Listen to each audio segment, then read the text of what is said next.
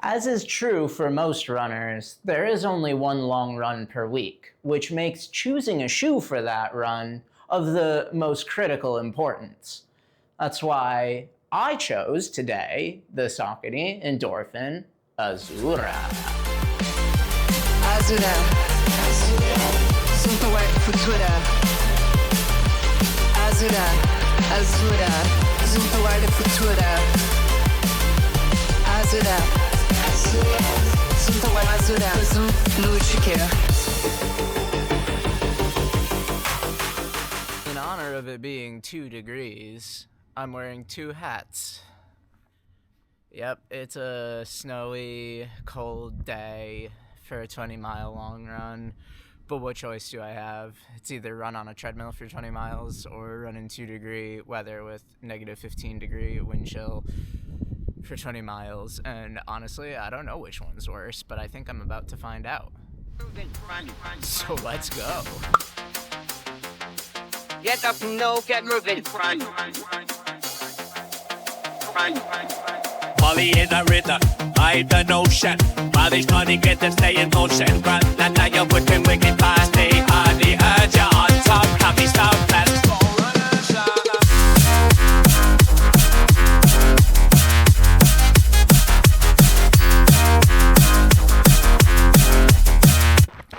Part of the thought today in taking the Endorphin Azura was that I was feeling really fresh, and to some degree I still am. I've had a strong week of running, but I can't put the power down because everything is snow. So I was just like, I'm in this firm beaded Piba up-tempo zone 3 shoe, and I can't really use it for what it would be nice to use it for. Maybe I'll find some clean roads eventually, but I just went through the U of R, which is the clearest place normally. It's not clear at all. So some of the snow I was running on, this was not dripping on at all. And like what I'm running on right now, it's kind of fine. It's not perfect. And it's definitely slowing me down. This is gonna be a very slow long run. There's no way to run quickly when every footfall slips beneath you.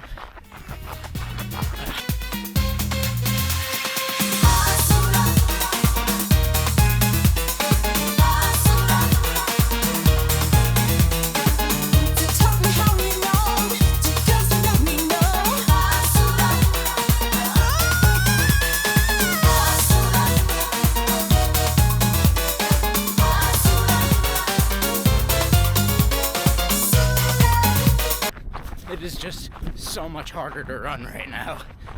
Like, everything is 1 to 2 minutes slower than it feels like it should be. I guess it's good, relaxed cardio miles. That's not what the plan was, but plans change. So far, the Azura is holding up to the test. In one way, this run is reminding me of my first run in the DV8 Nitro Elite, that every time I find a little patch of traction with these shoes, it really comes alive, and I'm enjoying them a lot today. Surprisingly, a lot, given the conditions. Like, I feel very confident that these are going to be good for the whole 20, but man, I should have gone on a treadmill today. It's just all of the snow on all of the surfaces, which I'm very grateful for the fact that most of the surfaces are partially plowed. This is a rarity out here, but with that partial plowing, all of the snow that still exists on the surfaces, well, I mean, I just ran into a complete rebuttal of what I was saying. There's no running on that stuff.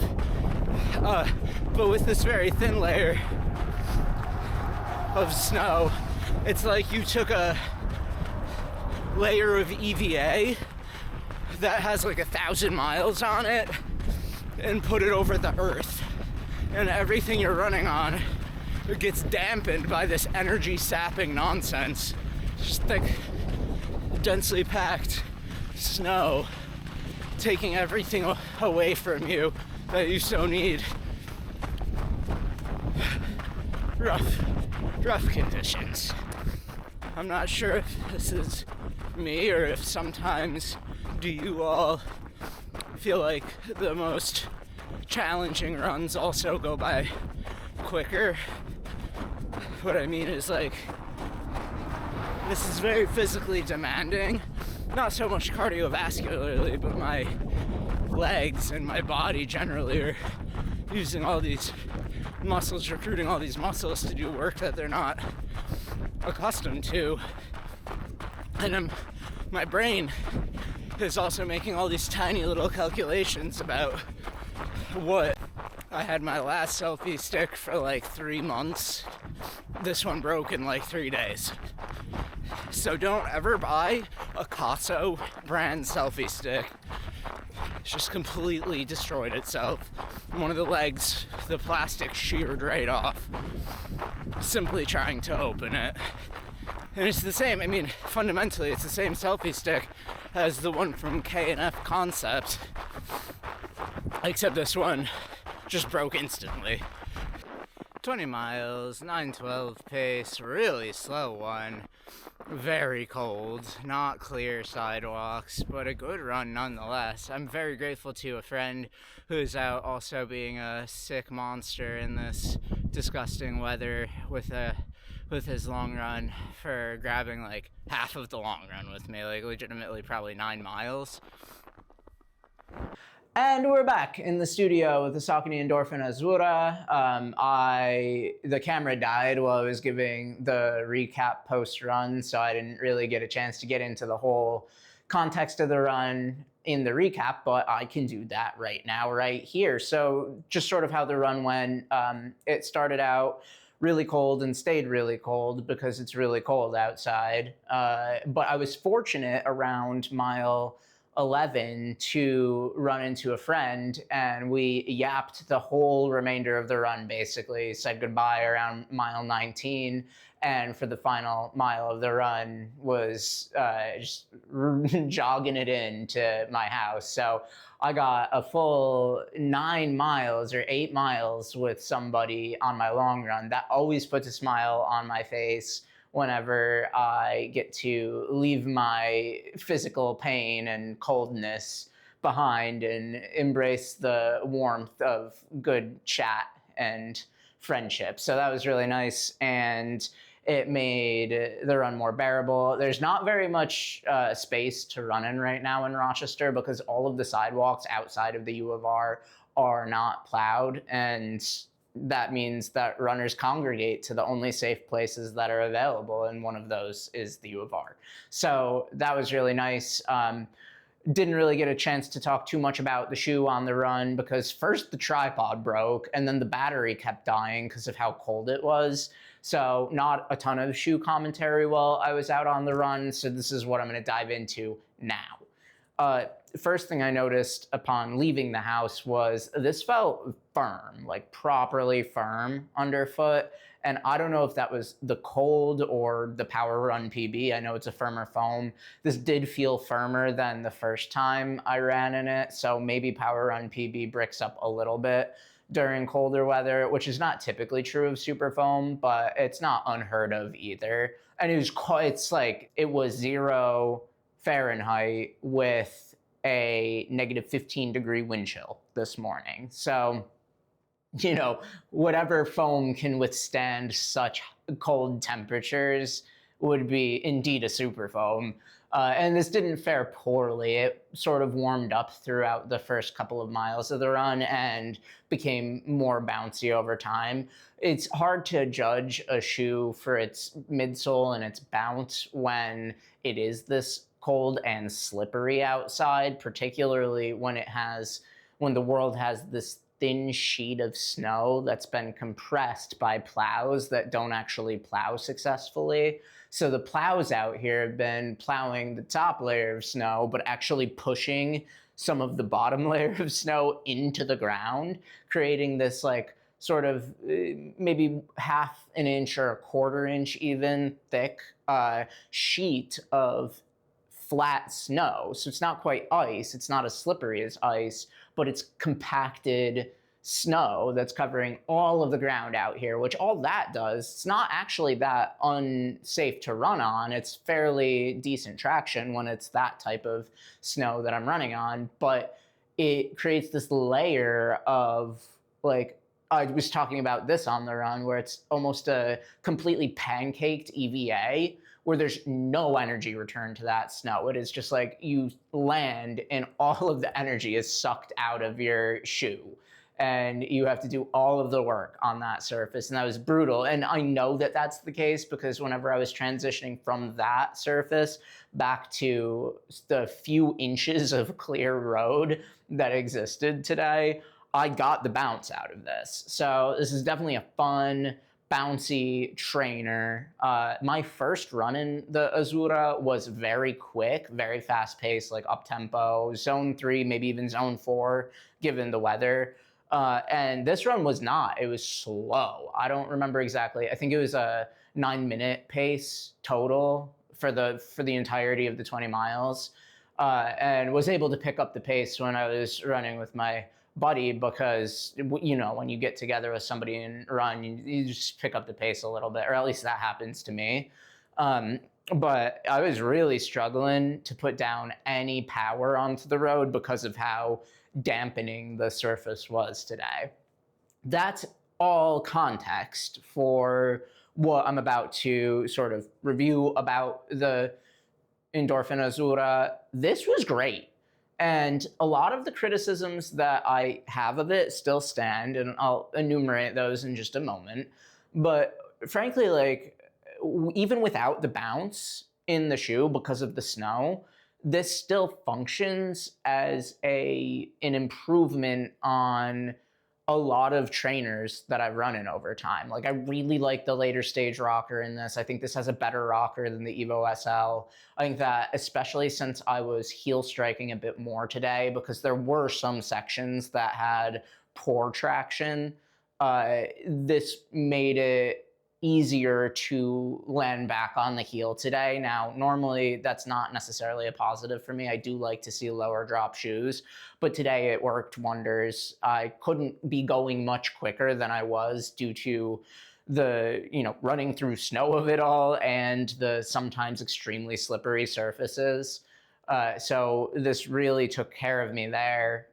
It does feel very stable. Like, I'm not used to running in very stable shoes, and I think that part of what I didn't like initially about this really came in handy today, and it's that this has a lot of structure through the heel cup, and I'm not always a huge fan of that because it could put pressure on the sides of my ankle. Today it was a benefit, really, because, and I think that even in this shoe in general, like, I think that could be a problem sometimes if the structured element, whether it's some component of cardboard or a light plastic around the heel, that's applied really well here. And yeah, cornering in this, like the first run that I did in this shoe, I still think it's excellent for that. I didn't do a ton of aggressive cornering today, but this felt much more planted than I think I would have felt in many other shoes. I do think that the weight is still an issue, and this is going to segue into some of my critiques of the shoe. I think it should be lighter. I mean, there's so many unnecessary things about this shoe, and ever since I reviewed this, I got a chance to go watch some other reviews on it, and everybody's mentioning this plastic component. It's such a waste of weight. Like, why would you do that, Saucony? Why?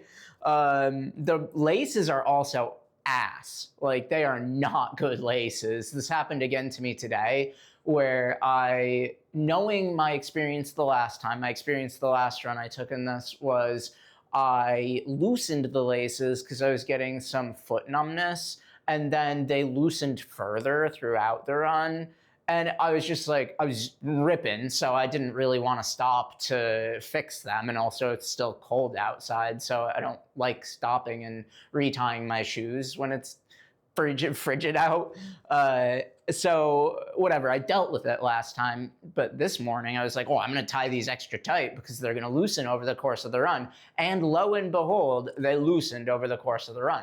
But if I had tied them too loose initially or too tight initially, I would have had to stop and readjust them accordingly. And it's like, that wouldn't be an issue if the laces weren't stretchy. Like, that's problematic. I don't like the lacing in this at all. Not to be overly critical of it, because it was fine today, but that is definitely an area for improvement. I really like the midsole. Like I said, it was great. Whenever I found pavement with traction, I was getting a really nice bounce and a really nice roll forward. And yeah, really enjoying the midsole in this. I'm sure that as it breaks in, it's going to be even nicer, but I don't mind a firm shoe. I actually really like a firm shoe.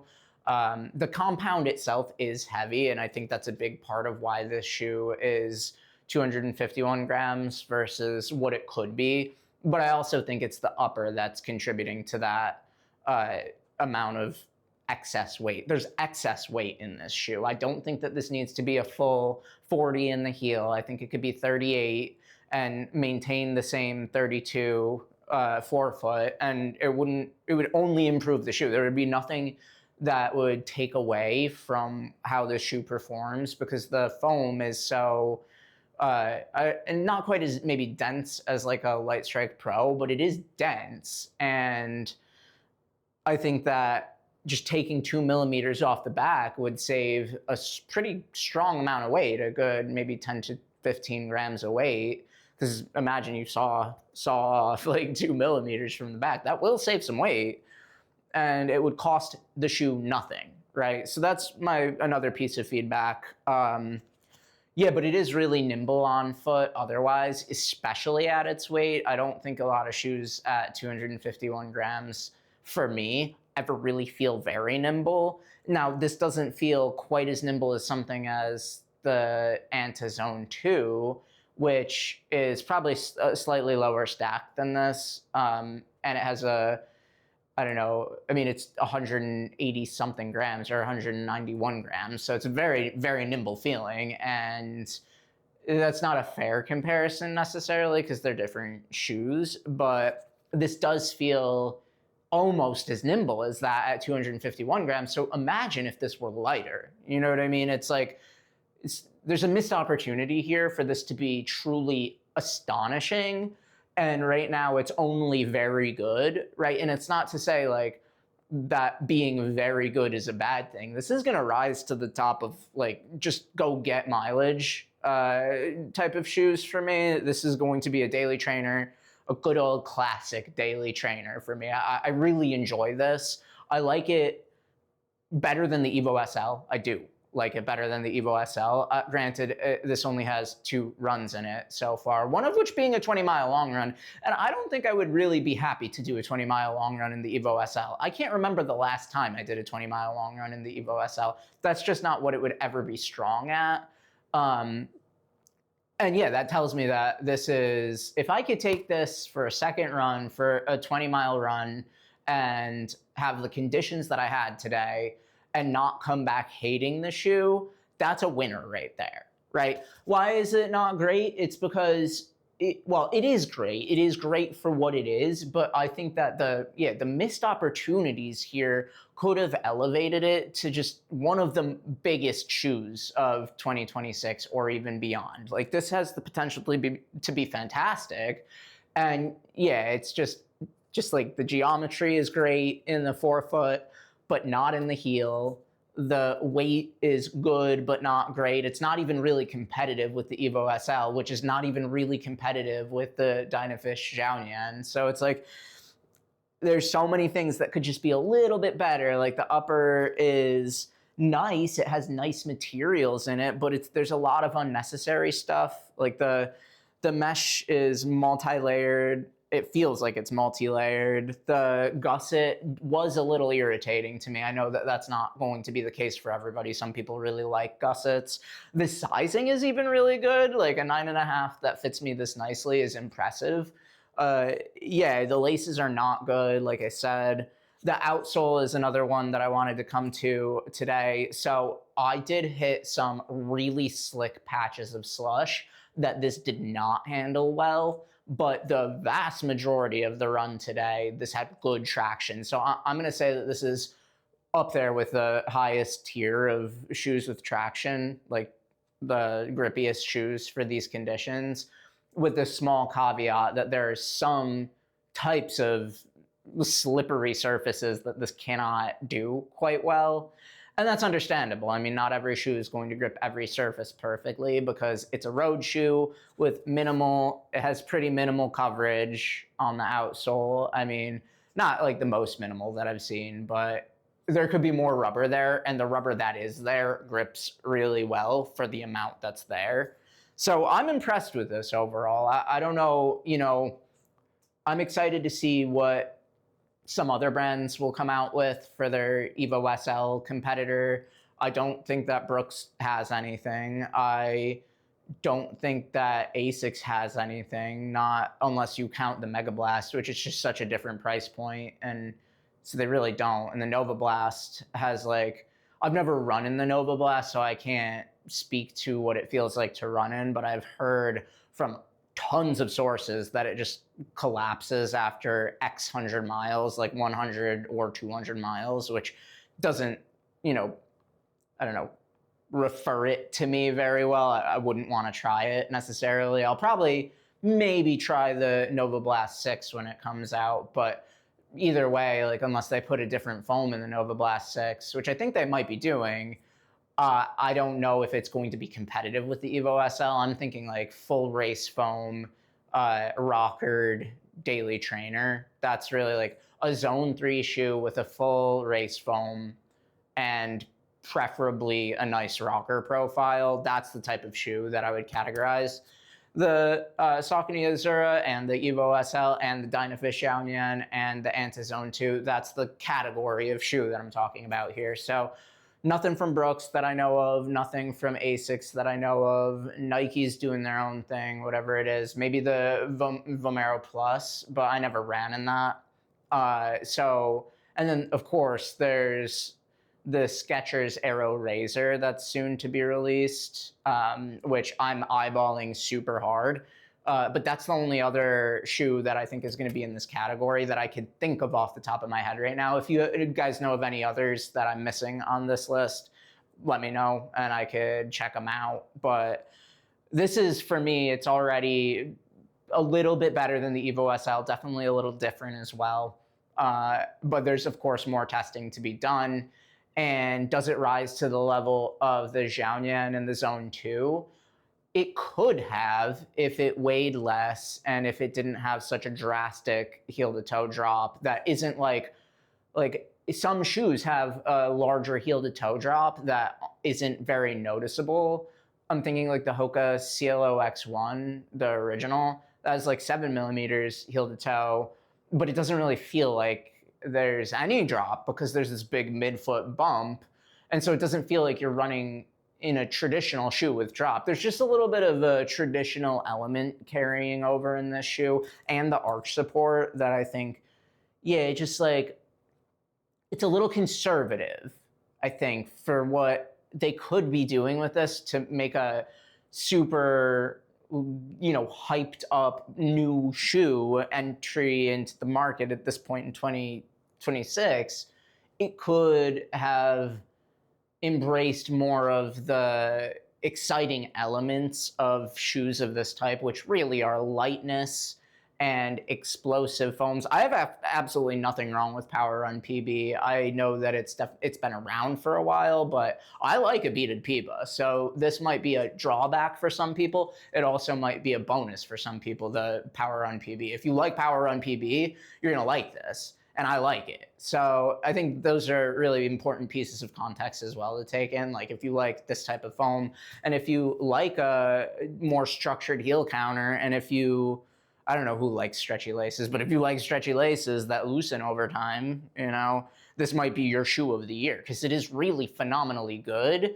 It's just so close to being great that it's almost like watching a an Olympian downhill skier fall at the last turn or something like that. I don't know. I'm not a big sports watcher myself, but it's like watching a bike race and the bicyclist that's celebrating at the end it falls down because they celebrated too early. It's like, oh, Saucony, you were so close to greatness here. You were so close to winning.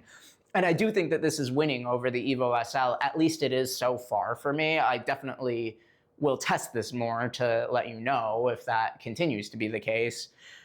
But it's like, oh, you were so close. But that's all I have for you. I've been rambling for far too long, and I appreciate your attention. And as always, stay in motion.